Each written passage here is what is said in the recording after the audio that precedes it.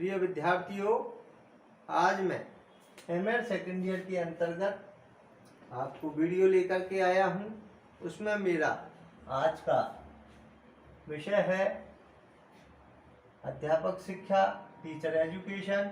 और आज का मेरा टॉपिक है शिक्षा के आधारभूत तत्वों का शिक्षक शिक्षा पर प्रभाव। शिक्षा के आधारभूत तत्वों का अध्यापक शिक्षा पर क्या प्रभाव पड़ता है, शिक्षक शिक्षा पर क्या प्रभाव पड़ता है, इनके बारे में हम किस प्रकार से आधारभूत तत्वों की ओर जो भावी अध्यापक है उनका किस प्रकार से झुकाव कर सकते हैं, जो अध्यापक बनना चाहते हैं उनके लिए किस प्रकार से उनका प्रभाव पड़ता है इन आधारभूत तत्वों का। तो आज हम एक एक आधारभूत तत्वों को जो कि अध्यापक शिक्षा पर प्रभाव छोड़ते हैं उनकी बातों पर आज चर्चा करेंगे और एक एक बिंदु पर विचार विमर्श करेंगे। तो पहला बिंदु है व्यवहार में परिवर्तन लाना। शिक्षक शिक्षा के आधारभूत तत्वों का शिक्षक पर क्या प्रभाव है, इसका पहला बिंदु व्यवहार में परिवर्तन लाना बहुत महत्वपूर्ण होता है कि किस प्रकार से शिक्षा के द्वारा अध्यापक जो भावी अध्यापक है उसमें हम टीचरों में किस प्रकार से व्यवहार में परिवर्तन ला करके बच्चों को अच्छा ज्ञान दे सके। और उनके व्यवहार में परिवर्तन तभी आएगा जब हम शिक्षा के मूल तत्वों को, आधारभूत तत्वों को उनको बताएंगे।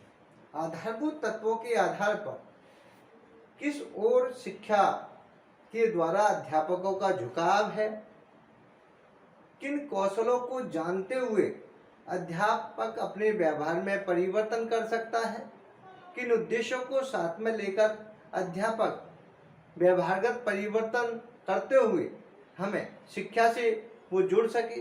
इन सारी बातों को लेकर के हम व्यवहार में परिवर्तन लाना भी आधारभूत तत्वों के अंतर्गत आता है। अध्यापक शिक्षा का कार्यक्रम या अध्यापक जो शिक्षा से जुड़े हुए भावी अध्यापक हैं, जो अध्यापक बनना चाहते हैं, उनमें उन तत्वों का समावेश किया जाता है जिनके द्वारा उनके व्यवहार में परिवर्तन हो सके, उन चीज़ों को हम सिखा सके और उन शिक्षा की बातों को हम बता सके ताकि वो अपने व्यवहारगत जीवन में परिवर्तन लाते हुए समाज के लोगों को, समाज के बच्चों को और अच्छे नागरिक बनने के गुणों को अपनाते हुए राष्ट्र का निर्माण, राष्ट्र में के विकास में सहयोग प्रदान कर सके। इस प्रकार के हम शिक्षक की कल्पना करते हैं। अध्यापक शिक्षा का कार्यक्रम के द्वारा हम ये बात बताना चाहते हैं कि हमें व्यवहार में परिवर्तन लाना अति आवश्यक हो जाता है।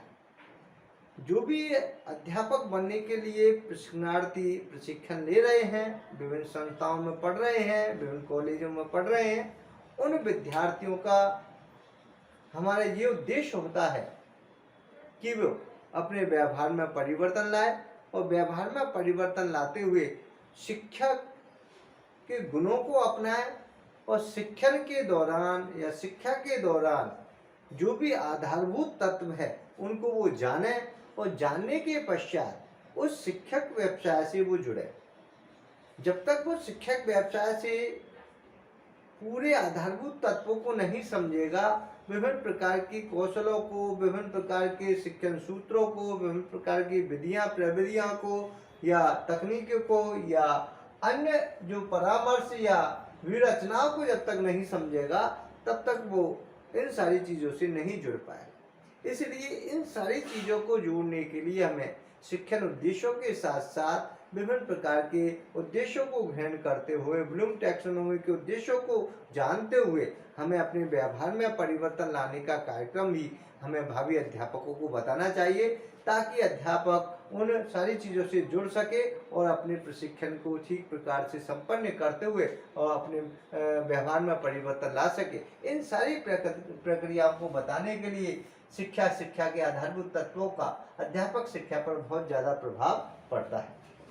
दूसरा है निदानात्मक शिक्षण की व्यवस्था। निदानात्मक शिक्षण की व्यवस्था भी हमें छात्र अध्यापकों को बतानी चाहिए।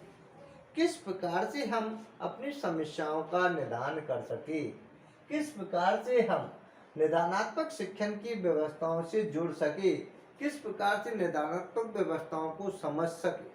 कई प्रकार के जब शिक्षण के कार्य से जब जुड़ता है अध्यापक, भावी अध्यापक प्रशिक्षण जब लेता है तो कई प्रकार की उनके सामने समस्याएं आ जाती हैं।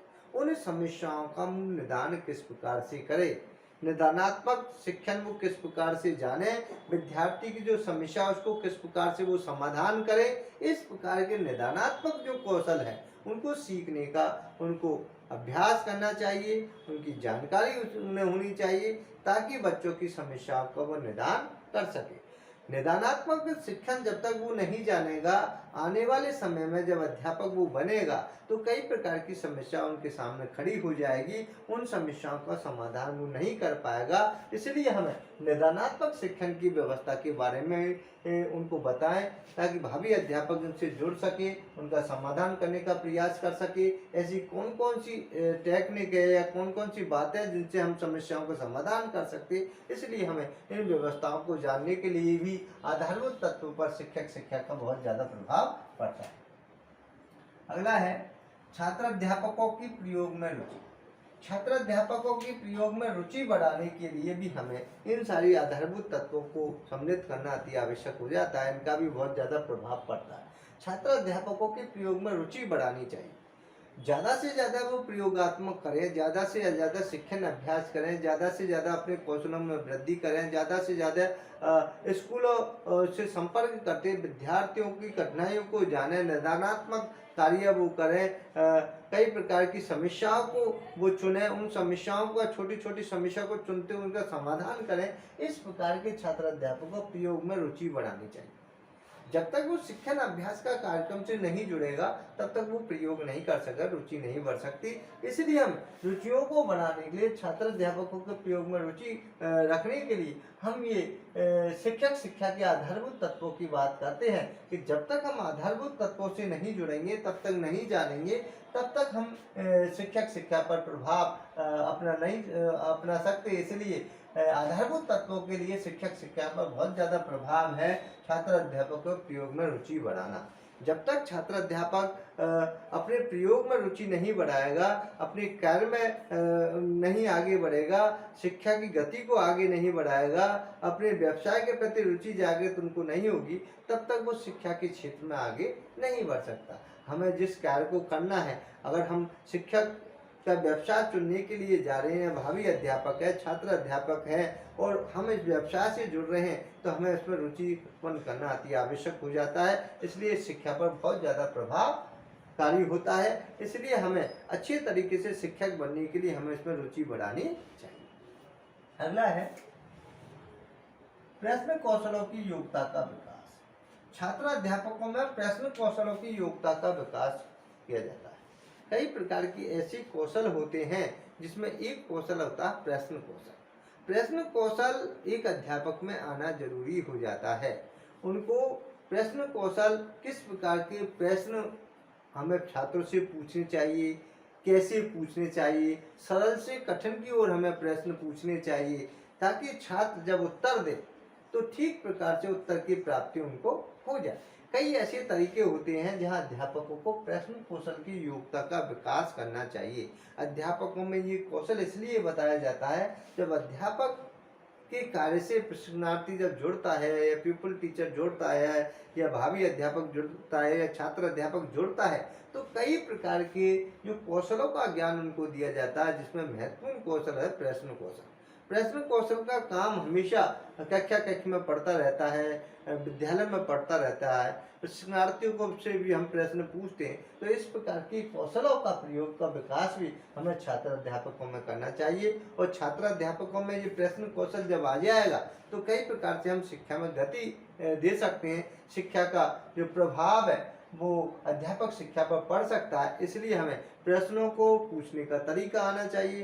प्रश्न किस प्रकार से बनाएं, सरल से कठिन की ओर प्रश्न बनाएं, प्रश्न को किन किन विद्यार्थियों से कैसे कैसे वितरित किया जाए, पीछे बैठने वाले छात्रों को भी प्रश्न पूछना चाहिए, मध्य में बैठे वाले छात्रों से प्रश्न पूछना चाहिए, आगे बैठने वाले छात्रों से भी प्रश्न पूछना चाहिए या बगल में बैठने वाले छात्रों से प्रश्नों का वितरण हमारा ठीक प्रकार से होना चाहिए।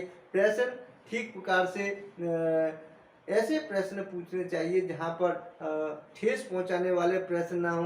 इस प्रकार के जो प्रश्न हैं उनकी सारी चीज़ों को जानने के लिए, इन कौशलों को पहचानने के लिए, इन कौशलों को समझने के लिए हमें ये जानना जरूरी हो जाता है कि अध्यापक में जो प्रश्न कौशल की योग्यता है उसका विकास करना चाहिए। जो भी छात्र अध्यापक उनमें प्रश्न कौशल बनाना, प्रश्नों को बनाना आना चाहिए, प्रश्न को पूछना आना चाहिए, प्रश्नों को किस प्रकार से वितरण किया जाए ये आना चाहिए। इस प्रकार के कार्यक्रम इसके अंतर्गत चलते रहते हैं। तो ऐसे प्रश्न कौशल की योग्यता का विकास भी छात्र अध्यापक में होना चाहिए। जब तक प्रश्न कौशल का विकास छात्र अध्यापक में नहीं होगा, वो आगे जाकर के उसको बहुत सी कठिनाई होगी।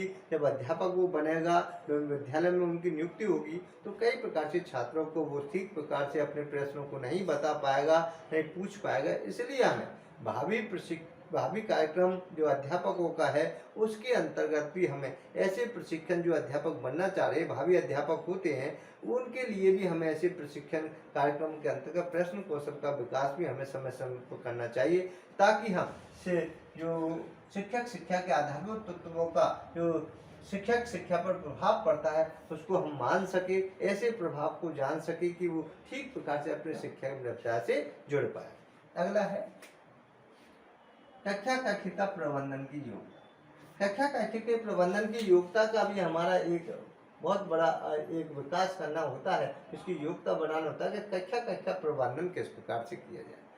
प्यूपिल टीचर में ये आना चाहिए या छात्र अध्यापक में ये आना चाहिए कि कक्षा कक्षा प्रबंधन की योग्यता को किस प्रकार से विकास किया जाए। जब अध्यापक बनने का जब हम व्यवसाय को चुनते हैं तो कई प्रकार की कठिनाइयों का सामना करते हुए हमें कई प्रकार से कौशलों को, कक्षा कक्ष प्रबंधन को, बैठक व्यवस्था को, कक्ष की व्यवस्था को, या प्रश्न कौशल को, या उनके छात्रों की प्रयोग की रुचि को, ये कई प्रकार के ऐसे कार्यक्रम हैं जहाँ पर इनको जानना अति आवश्यक हो जाता, जिसमें हम कक्षा कक्ष प्रबंधन की योग्यता को उनमें होना ही चाहिए। अध्यापक कार्य से जब जुड़ना है तो कक्षा कक्ष में जब विद्यार्थी बैठे रहते हैं तो उसका प्रबंधन हम किस प्रकार से करें, उसकी व्यवस्था हम किस प्रकार से दें, किस प्रकार से छात्रों को बैठक व्यवस्था करें, कक्षा कक्षा वातावरण किस प्रकार से हम अच्छा बना सकते हैं, सभी छात्र की बैठक व्यवस्था ठीक प्रकार से किस प्रकार बन सकती है, वातावरण किस प्रकार से ठीक हो सकता है, इन सारी जो योग्यता है उनका विकास प्रबंधन की हमें होनी चाहिए। उन छात्र अध्यापकों में भी ट्रेनिंग के दौरान अध्यापकों को, भावी अध्यापकों को हम ये बताते हैं कि कक्षा कक्ष का प्रबंधन आपको आना चाहिए। किस प्रकार से कक्षा कक्ष का प्रबंधन आप करेंगे, इसकी बैठक व्यवस्था किस प्रकार से करेंगे, इसका वातावरण कैसे बनाएंगे, छात्रों को किस प्रकार से शिक्षा का कार्य आप करेंगे, किसी प्रकार की कोलाहल कक्षा कक्ष में न हो, सभी छात्र ठीक प्रकार से अपने जो शिक्षण है उसको ठीक प्रकार से अधिगम से वो जुड़ सके। ये सारी चीजें हैं, उनके लिए हमें अध्यापक की योग्यता का होना जरूरी हो जाता है। जब तक कक्षा कक्षा प्रबंधन की योग्यता अध्यापक में नहीं होगी वो ठीक प्रकार से शिक्षा नहीं करा पाएगा। इसलिए अध्यापक शिक्षा पर प्रभाव भी इनके द्वारा पड़ता है। आधारभूत तत्वों की ओर जब हम झुकाव की बात करते हैं, अध्यापक बनने के लिए झुकाव की बात करते हैं, तो इन सारी चीज़ों का होना अति आवश्यक हो जाता है, इन गुणों का होना अति आवश्यक हो जाता है, इनकी योग्यताओं का होना अति आवश्यक हो जाता है कि कक्षा कक्षा का प्रबंधन ठीक प्रकार से हो और इनकी योग्यता का विकास हो। जब तक ये सारी चीज़ें उनमें नहीं विकसित होगी तब तक हम ठीक प्रकार से बच्चों को संतुष्ट नहीं कर पाएंगे, ठीक प्रकार से शिक्षण नहीं कर पाएंगे। इसलिए अध्यापक का परम कार्य होता है बच्चों की बैठक व्यवस्था देखना, बच्चों के शिक्षण अच्छा कराना, सहायक सामग्री के माध्यम से शिक्षण कराना, उचित वातावरण उनको मिलना, संप्रेषण की कला उनमें होनी चाहिए ताकि शांत तरीके से वो पढ़ा सके और शांत तरीके से कक्षा कक्षा प्रबंधन ठीक प्रकार से संपन्न हो सके। ऐसी योग्यता भी अध्यापक में होनी चाहिए। ये भी शिक्षक शिक्षा पर प्रभाव डालता है। अगला है पुनर्बलन के प्रयोग की योग्यता। पुनर्बलन के प्रयोग की योग्यता भी एक अध्यापक में बहुत जरूरी हो जाता है। पुनर्बलन का अर्थ होता है किस प्रकार से हम पुनर्बलन दें, छात्रों को पुनर्बलन देना। भावी अध्यापक जब ट्रेनिंग करता है, प्रशिक्षण प्राप्त करता है तो कई कौशल उनको बताए जाते हैं, जिसमें एक पुनर्बलन कौशल भी होता है। पुनर्बलन कौशल का अर्थ होता है किसी छात्र से कोई प्रश्न पूछा और पूछने के पश्चात उस छात्र ने उत्तर दिया और सही उत्तर दिया, अध्यापक उस उत्तर से संतुष्ट है, तो हमें उसके लिए पुनर्बलन देना चाहिए, उसको शाबाशी देनी चाहिए, उसको अच्छा कहना चाहिए, ताकि वो उसमें उनको पुनर्बलन मिल सके और जो छात्र है जो उत्तर दे रहा है वो आगे की तैयारी, आगे प्रश्नों के उत्तर भी बताने में वो सक्षम हो सके, उसको उत्साहवर्धन हो सके। इन सारी चीज़ों की योग्यता भी अध्यापक, छात्र अध्यापक में होनी चाहिए, ताकि ये गुण अगर उनमें विकसित होंगे तो हमारे जो शिक्षण का जो उद्देश्य है वो पूरा होगा, छात्रों को पढ़ाने का उद्देश्य वो पूरा होगा, छात्र रुचिपूर्वक पढ़ेंगे, छात्र अध्यापक के संप्रेषण के अनुसार अच्छी बातों को समझेंगे, ठीक प्रकार से समझने का प्रयास करेंगे, और ये सारी योग्यता एक भावी अध्यापक में, छात्र अध्यापक में होनी चाहिए। पुनर्बलों के प्रयोग की योग्यता, जब तक ये योग्यता नहीं होगी तब तक शिक्षा का कार्य आगे नहीं बढ़ सकता। तो ये भी एक बहुत बड़ी बात है कि हमें पुनर्बलन के प्रयोग की योग्यता भी हमारी होनी चाहिए। अगला, छात्रों को परामर्श प्रदान करने की योग्यता। छात्रों को परामर्श प्रदान करने की योग्यता भी एक बहुत बड़ा एक कार्य है कि छात्रों को समय समय पर परामर्श दिया जाए, इसकी योग्यता भी छात्र अध्यापकों को मिलनी चाहिए।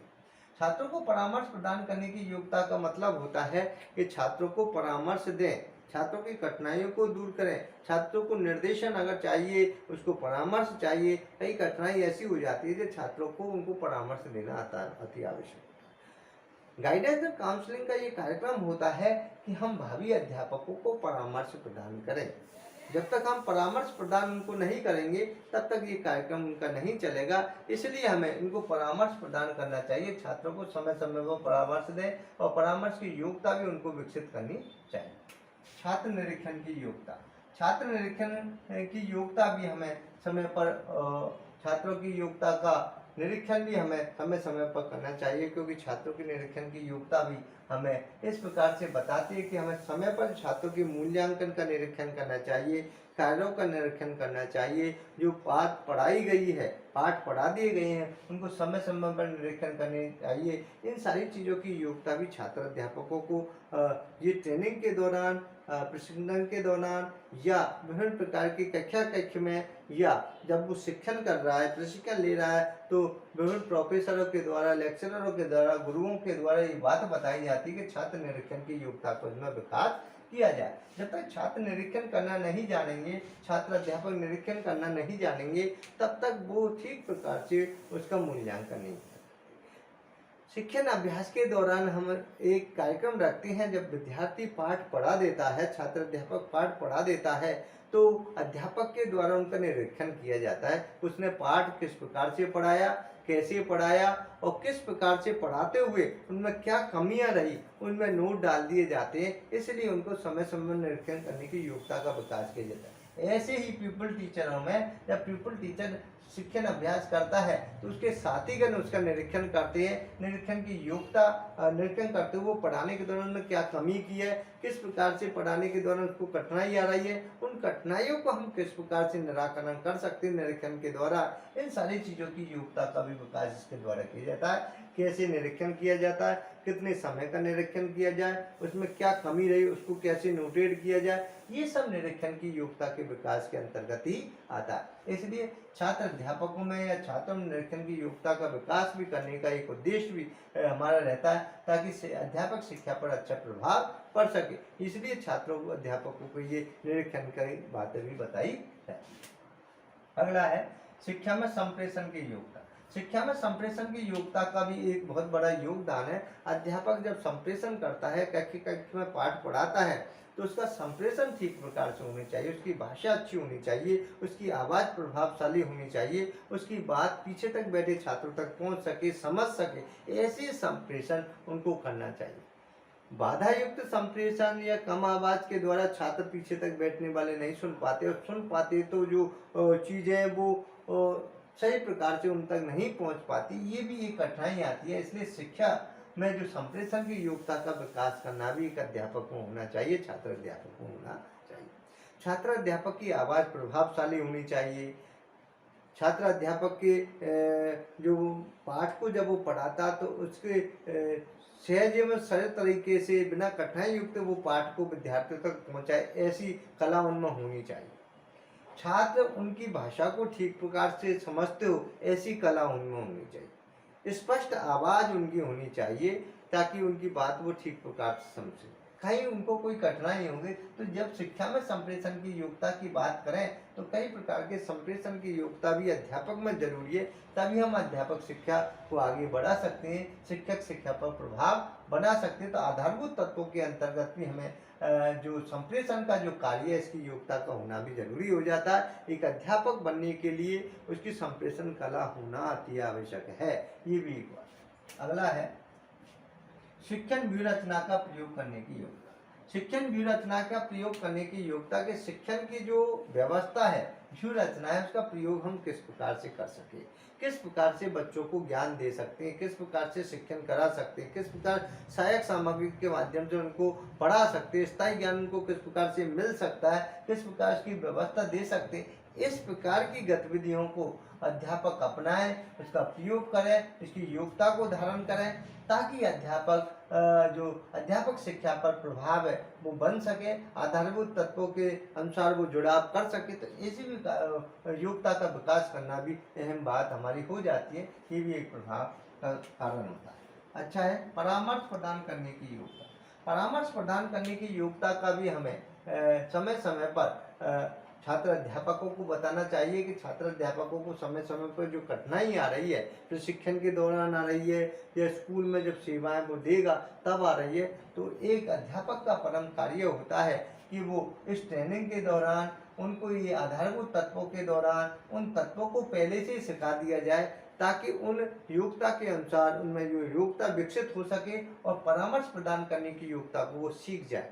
क्योंकि कई प्रकार से अध्यापक को गाइडेंस भी, निर्देशन भी देना पड़ता है और परामर्श के अनुसार सलाह भी देनी पड़ती है। तो विद्यार्थियों को आगे बढ़ाने के लिए, विद्यार्थी के स्वास्थ्य संबंधी जानकारी देने के लिए, शिक्षा संबंधी जानकारी देने के लिए, नागरिकता संबंधी जानकारी देने के लिए, सामाजिक संबंधी जानकारी देने के लिए, या अन्य जो भी कार्यक्रम है शिक्षा को आगे बढ़ाने के लिए, भविष्य को लेकर के जानकारी देने के लिए, विभिन्न प्रकार के और अन्य समस्याओं का निराकरण करने के लिए समय समय पर हमें शिक्षार्थियों को, विद्यार्थियों को और जो भी इससे जुड़े हुए कार्यक्रम हैं, जो प्रशिक्षण के दौरान जो भावी अध्यापक जुड़ रहे हैं, जो अध्यापक बनना चाहते हैं, उनको समय समय पर हमें परामर्श प्रदान करने की योग्यता का विकास करना भी हमारे जो शिक्षा के आधारभूत तत्वों का जो अध्यापक शिक्षा पर प्रभाव है वो पड़ता है। इसलिए हमें परामर्श का ज्ञान की योग्यता भी उनमें विकसित करनी चाहिए। तो मैंने एक एक चीज़ें आपको बताने का प्रयास किया है कि किस प्रकार से आधारभूत तत्वों के द्वारा अध्यापक शिक्षा पर प्रभाव पड़ता है।